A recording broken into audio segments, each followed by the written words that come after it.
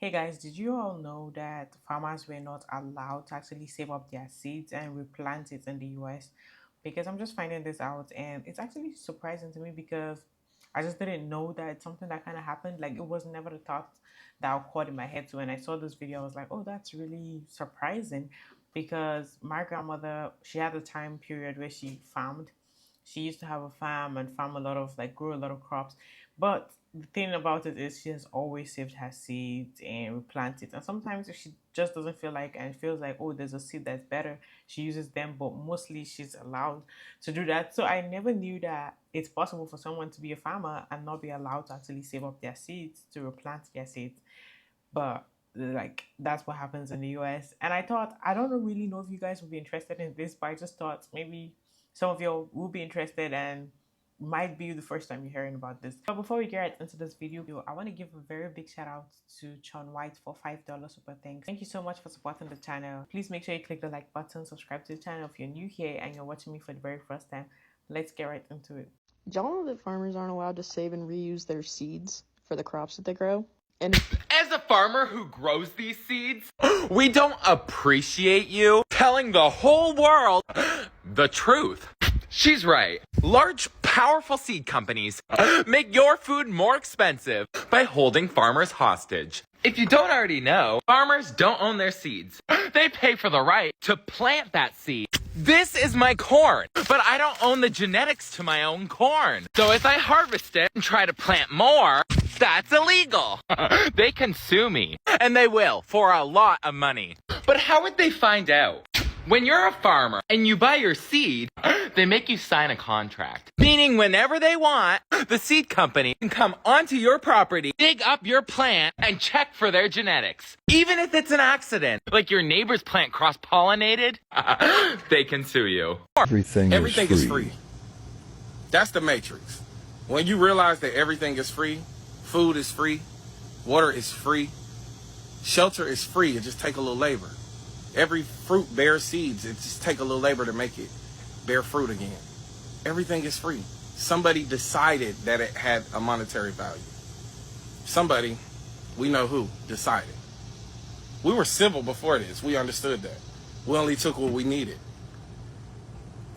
That's how we had balance. So this matrix is not some like cog in the machine. We're plugged up to some system we got to break free from. No, we got to realize that a small percentage of these people decided to exploit areas and determine what the value is. Gold is literally free. It comes from the earth naturally. Oil is free. Energy is free. It just takes a little labor. People should get paid for the ideas, but the idea was free. This should be illegal. Well, it is illegal for me to take this seed and plant it in the ground. I was actually going to leave all of this alone. But then decided to send me this cease and desist letter, which I will not be following. So by now, I'm sure everyone knows that if a farmer replants their own seed, it's illegal and the seed company will sue them for stealing their genetics. But what's not illegal is that the seed company can come onto your property, dig up your plants, test them in a lab, and check to see if the farmer is stealing from them. Even if your plant is cross-pollinated from the neighbor, yeah, they can sue you. And for all of you that kept saying I'm dumb for buying GMO seed, I would like to remind you that one, we were bullied into signing contracts, and number two, it's estimated that almost 80% of the food you eat is GMO. So you're telling me you want to go hungry? The seed companies are holding farmers hostage. And now they're also trying to hold you hostage. So you might already know that if a farmer harvests their crop and tries to replant the seed the next year, they can be sued for stealing the genetics of the crop. Farmers don't own the plants they grow. So that's bad for farmers and people that eat food. But that's not good enough for the seed companies. They want more. They have just managed to convince the government to amend the Seed Act to restrict farmers' ability to save seeds and reproduce plants. So take this apple tree, for example. If I pay for this tree, then graft the tree to make another apple tree, I have to pay the seed company. So essentially, if you want to grow your own food, you're now going to have to pay for the right to do it. Eat food. The Canadian government is once again loudly announcing just how out of touch it is with the world of agriculture, as they are looking to end a policy called farmers' privilege, which allows farmers to save their seeds. So in a lot of places around the world, like the United States and the European Union, there are extremely restrictive laws around the patenting of seeds, and major agronomics companies fiercely protect their genetics. Like, there are many examples of people facing legal consequences for sharing seeds, saving seeds, and more. In Canada, we have something called farmers' privilege, where farmers are allowed to save and use their own seed.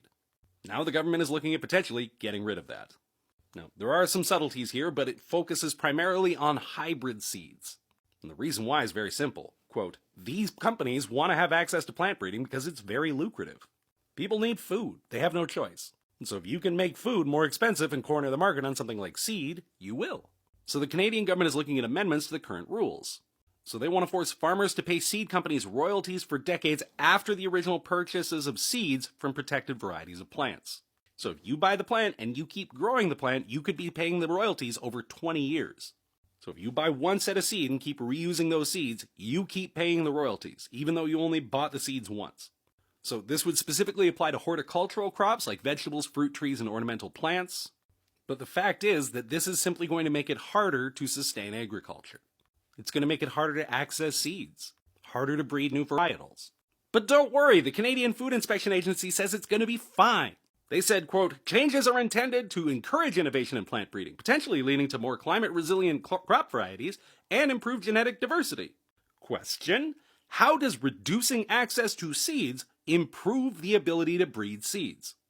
I have so many questions. Like, just because you say it's going to be better doesn't mean it's going to be better. And you know the government isn't serious about consultations because they set the consultation window from May 29th to July 12th. Farmers are known for having lots of free time in the month of June. Real quiet time for them. Nothing to do. Like, come on, Canadian government. This is just very loudly announcing you don't care about farmers. Do better. In America, corporations own plants. There are some that you can't grow or even store their seeds without permission. A plant patent is when a company modifies the genetics of a plant so that it can do certain things like survive cold temperatures or create bigger fruit or a new color entirely. This is the blue rose that a company owns, even though it looks purple to me. But it's most controversial in farming, where big companies like Monsanto and Bayer sell their patented seeds to farmers. Like this soybean here is resistant to pesticides. When you buy these seeds from a company, you sign a contract, and that contract says, I will not replant these seeds next year. I won't even store them. But what happens if you stumble upon seeds that have the genetic material because they're offspring of a patented plant? That's what happened to this farmer in Indiana. He legally bought soybean seeds from an independent farmer and planted them, but they happened to have genetic material from a Monsanto seed, so Monsanto sued him. The farmer's defense was that he can't help what Mother Nature does. Plants produce offspring and they sprout and grow naturally, and it was the soybeans that did it. The case ended up going all the way to the Supreme Court, and they sided with Monsanto unanimously. Justice Kagan delivered the decision that the law views genetics as technology, and if there's a copy made of technology, that copy still belongs to the inventor. And the farmer had to pay Monsanto $84,000. The other day, I was picking seeds out of a tomato, which is what I do in my free time, and I was like, man, there are more than 200 seeds in here. This farming stuff is for chumps. If I planted these 200 seeds, I would get 200 tomatoes. And if I planted the seeds from those tomatoes, I would have 4,000 tomatoes. Do that 4 more times, and I'd have 320 billion tomatoes. Sell each of those tomatoes for $10 at the farmer's market, and boom, I'm a trillionaire. But then I learned that there was one little hiccup with my plan. Farmers don't replant their own seeds anymore. They just throw them out. Why? Well, according to the official manual for defending billion-dollar agriculture companies, saving seeds leads to all sorts of crazy problems like reduced crop yield, susceptibility to disease, and, quote, you getting dumped by your girlfriend for using seeds every year like a dirty loser farmer instead of buying Monsanto's new, tricked-out seeds with all the latest features. But I'm not sure that's a reliable source since the last 80 pages are just the words maniacal laughter over and over again.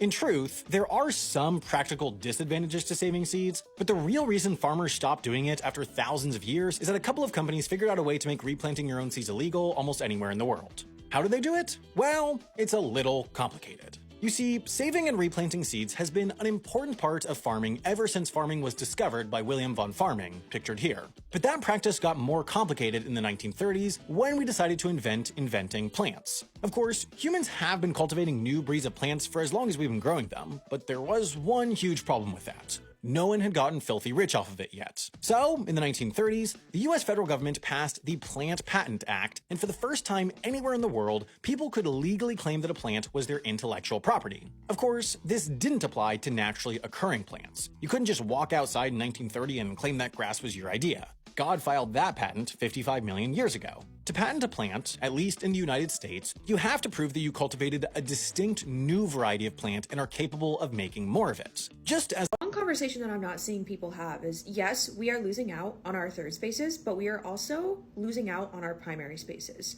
I am 27 years old, and like everybody I know lives in an apartment. I think I have 1 or 2 people in my life who live in a house, and that's it. No one can host anymore. No one can do anything in their primary spaces anymore because it's too small. There's nowhere for anyone to even sit. When I was growing up, people that I knew, family, friends, adults in our lives had pools and garages and dens and game rooms and 4 bedrooms and 3 bathrooms and full kitchens and everything. And back in the day in Florida in the early 2000s, okay, people were living large then. You did not have to be rich to have a pool in Florida, by no means at all. These were very, very middle-class people who were living in these spaces, and people could host Thanksgivings, football parties, Christmases very comfortably. And now you have someone who's got a 400 square foot apartment, studio apartment with a roommate. I'm like, yeah, why do you have a roommate in a studio apartment? We cannot even host each other. The art of hosting is dead. That one girl who went viral about that, I completely agree with everything she said. The art of hosting is dead, and I think that has a lot to do with the fact that no one has these primary spaces anymore.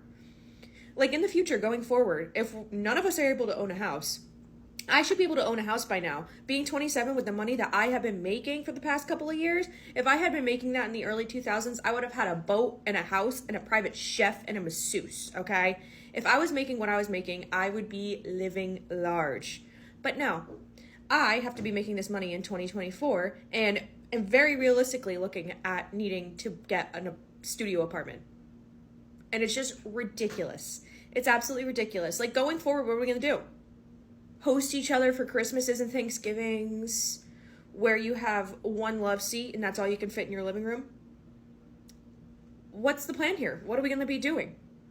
We're losing out on our primary spaces too. We can't even hang out at each other's houses. And like, yes, if you have 1 or 2 friends over, maybe even 2 is pushing it. 1 friend over, that's fine. You're watching TV, you can sit on your couch, you can fit comfortably. But any more than that, and people are having to find your makeup stool to sit on in your living room so that they're comfortable. I think it's a conversation that needs to be had. We're losing out on both. The modern world is making us lose out on all of our spaces. And not to mention our animals are losing out on it too. They have to live in a studio apartment with you. You have 2 German Shepherds in a studio apartment. They need a yard. Okay? And it's just so crazy to me that no one's really talking about it. We're losing out on all of our spaces. We are being shoved into a corner by end-stage capitalism. Anyway, it's 9 a.m. and that's how I feel. Shit's getting weird. Part infinite. These are huge nets. And guess what they're for? These nets are to keep the bees out. And so right now, the trees are setting the crop for mandarins that are going to get harvested next winter. And nobody wants seeds in their mandarins. So this variety is W. Murcott, which is a cool variety. That's what they look like. If there's bees that get in there and they get pollen from another citrus into here, it makes a bunch of seeds.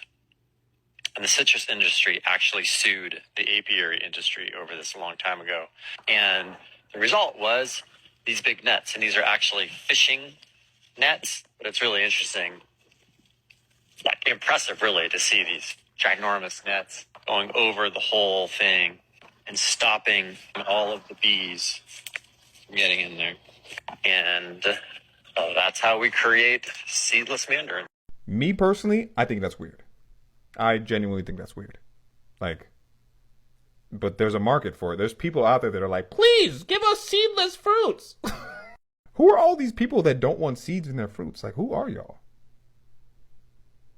I guess. And I thought like bees were mad important for the environment.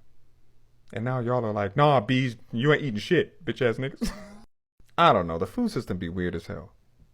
Do y'all remember during COVID? I remember this. Do you remember during COVID, there were some states that wouldn't let you buy seeds They were like, it's not necessary. Huh? You want to stay in the house? We can't go to the store and all this stuff like that, but we can't buy seeds to start planting and stuff? What the fuck? Weird times. Me personally, I need seeds in my fruits. Pause. I'm currently on the hunt for seeded watermelons. Can't find them anywhere. I cannot find them anywhere, dude. If you know where I can get seeded watermelons, a nigga needs some, please. Whole freedom thing is just an illusion, something that's being said so you can just believe or just kind of by hearsay. And it's like when you go into the activities you do on a day-to-day life, you really realize that there's really no freedom like it's being said. You have a lot of people who will be like, oh, I just want to eat some stuff that are not GMO. I just want to eat something that's more organic, more natural. And it's like, I do believe that even some stuff that are actually told, like when you read the label that's on it, they be telling you that it is organic. I really do kind of believe that it is not. And some of them are just like, they just write it on there and be like, oh, this is organic. And then you end up eating something that is not. But you're going to be paying more than someone who just decides to just buy whatever they can get. And to be honest, those whole seedless stuff, I just like, it's abnormal. The way that nature, things just grow naturally. Like, why can't we just dwell with that? Why are things not enough to feed us, or for it to be enough for us? Like the resources on this planet, is it not enough for us? Is it not? Like, because I just don't get it. Like the amount of ways where there's always like people trying to find ways to maximize or reduce or do something or complain about the population and different type of complaints that are just not necessary. Like, if this whole planet was not enough for us, I don't think we'll be here, all of us. Like, we shouldn't even be here then, first of all, if it's not enough for us. And there's always there's always someone being born every day. There's always someone who's dying every day. Like, I just don't get it. You've made it to the end of this video. Thank you all for watching this video to the very end. Let me know what you think about this video, and please don't forget to click the like button and subscribe to the channel if you're new here and you're watching me for the very first time. Clicking the like button helps with the algorithm, and I definitely appreciate that a lot. I'll see you on the next one. Bye.